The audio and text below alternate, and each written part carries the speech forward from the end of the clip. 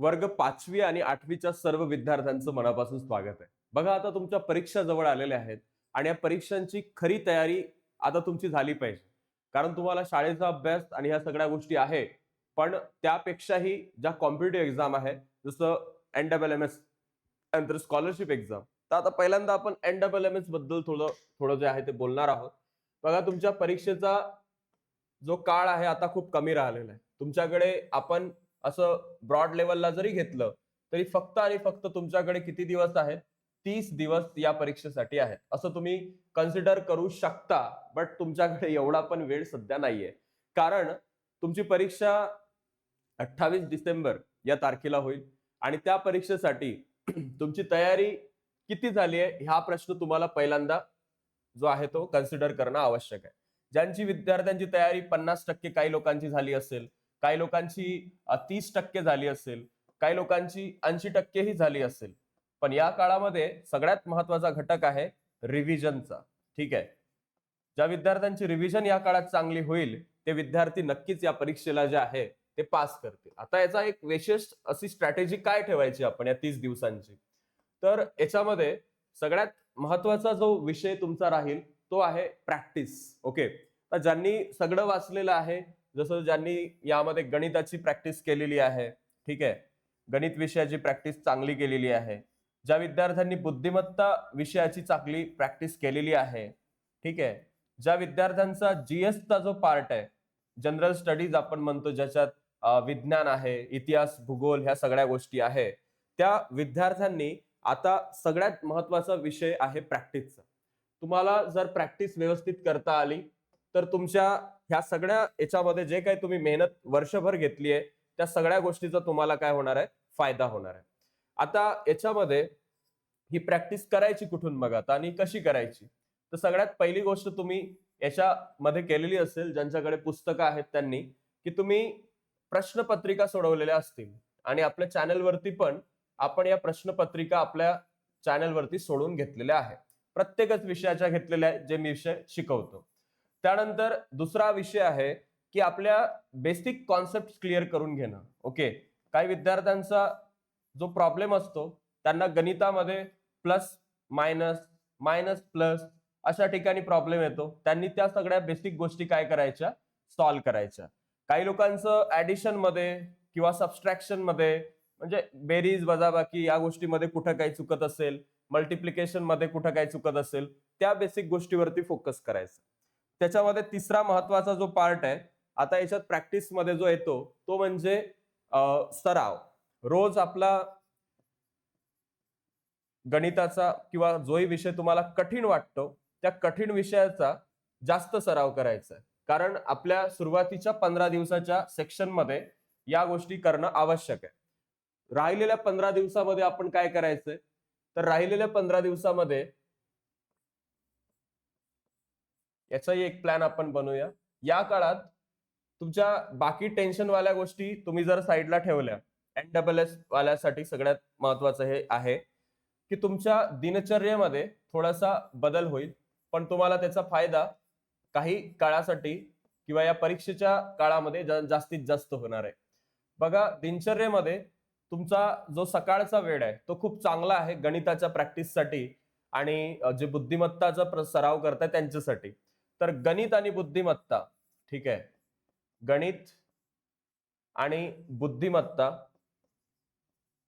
Mat ज्याला आपण म्हणतो, या गोष्टीचा सराव सकाळच्या वेळेमध्ये तुम्ही करू शकता. एक आपण असा थंडीच्या दृष्टिकोनातून टाइम घेऊया. 6:30 ला जरी तुम्ही 7 ला जरी उठले, तर तुमच्याकडे 9 वाजेपर्यंत सकाळचा जो वेळ आहे, त्या काळात तुम्ही ह्या विषयाची प्रॅक्टिस करणार आहात. ज्यांच्या शाळेचा वेळ सकाळी 10-11 वाजता होतो त्यांच्यासाठी आहे. त्यानंतर तुम्ही शाळेमध्ये गेल्यानंतर जेव्हा तुम्हाला एक याचा क्लास तर होत नसेल, पण ज्यांच्या शाळेत होतात ते चांगली गोष्ट आहे.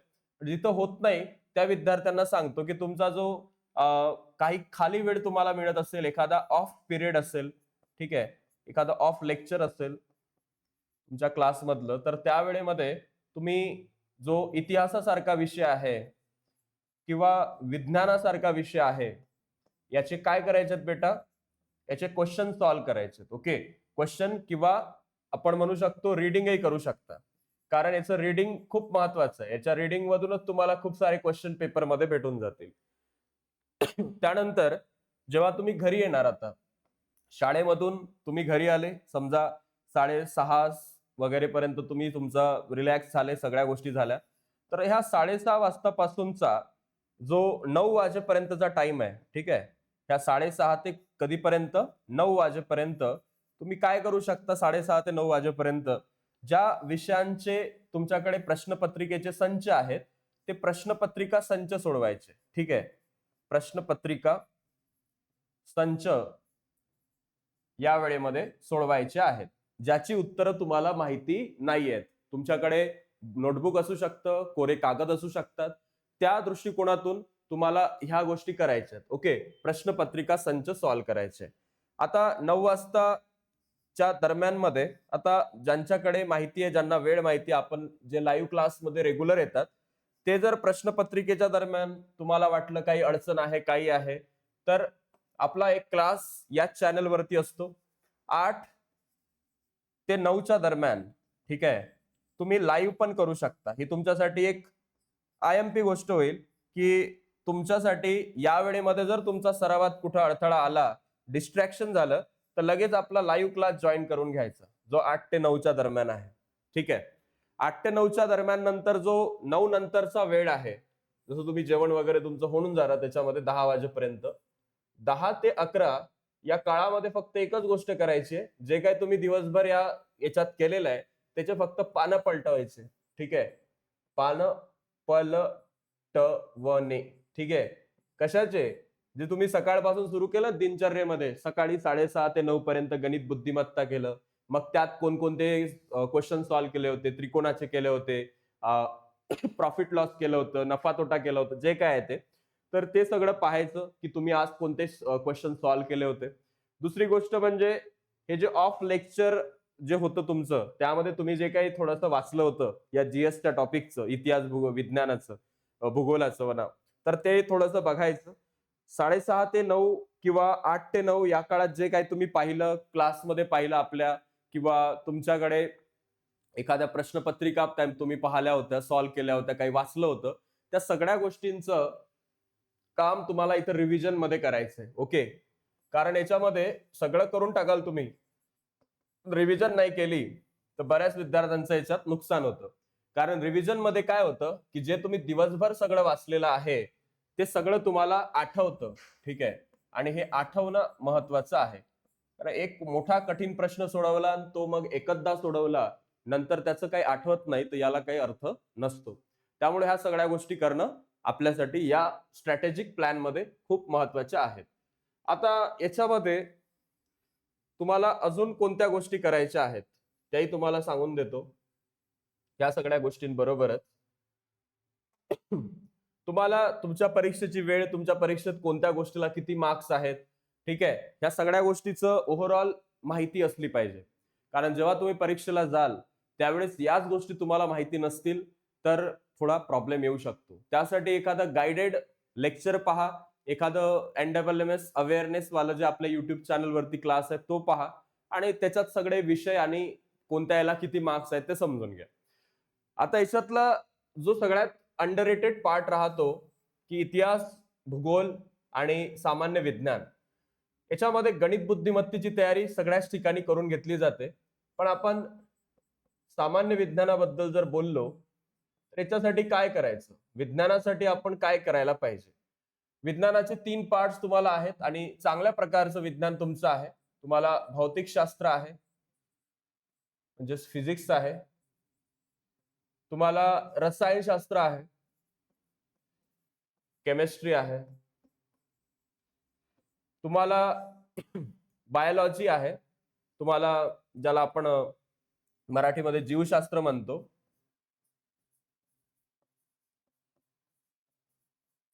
बायोलॉजी. तर या 3 विषयाचं डिव्हिजन करा. आता या डिव्हिजन केल्यानंतर तुम्हाला एक गोष्ट इथं नोटीस होईल, की काही विषय तुम्हाला खूप चांगले जमत असतील. ओके, काही विषयांचा तुम्हाला काहीच प्रॉब्लेम नसेल, हा झाला, हा झाला, पण काही विषयामध्ये काही कळत नाहीये. ओके, कठीण जातंय, तर त्याची जास्तीत जास्त प्रॅक्टिस करा. ते कुठून करायची? सरळ सरळ तुमचं जे पुस्तक आहे तिथून कोणत्याही डायजेस्टचा याचा त्याचा यूज करायची गरज नाहीये. सरळ पुस्तक वाचायचं. ठीक आहे. पुस्तक वाचण्याची पद्धत, पुस्तक कसं वाचायचं? पुस्तक वाचताना ज्या ठिकाणी एखाद्या सायंटिस्टचं नाव असेल, ज्या ठिकाणी एखाद्या डेफिनेशनचं नाव थोडंसं बोल्ड केलेलं असेल, त्या गोष्टीला अंडरलाईन करा. अंडरलाईन करा. त्या लोकांची नावं लक्षात ठेवा. त्या कॉन्सेप्टला लक्षात ठेवा. जसं की तुम्हाला एक प्रश्न विचारला होता, की आपला जो रॉबर्ट व्हिटकर आहे, याने कशाचा शोध लावला होता? तर तुम्हाला माहिती आहे सेलचा शोध. ठीक आहे. आणि या सेलचा शोध म्हणजे पेशीचा शोध जेव्हा लावला या रॉबर्ट व्हिटकरनं, ते पार्ट तुमच्या पुस्तकामध्ये जर अंडरलाईन असेल किंवा तुम्ही हायलाइट करून ठेवलं असेल, तर तुम्हाला नक्कीच त्याचे मार्क पेपरमध्ये भेटून जातील. ठीक आहे.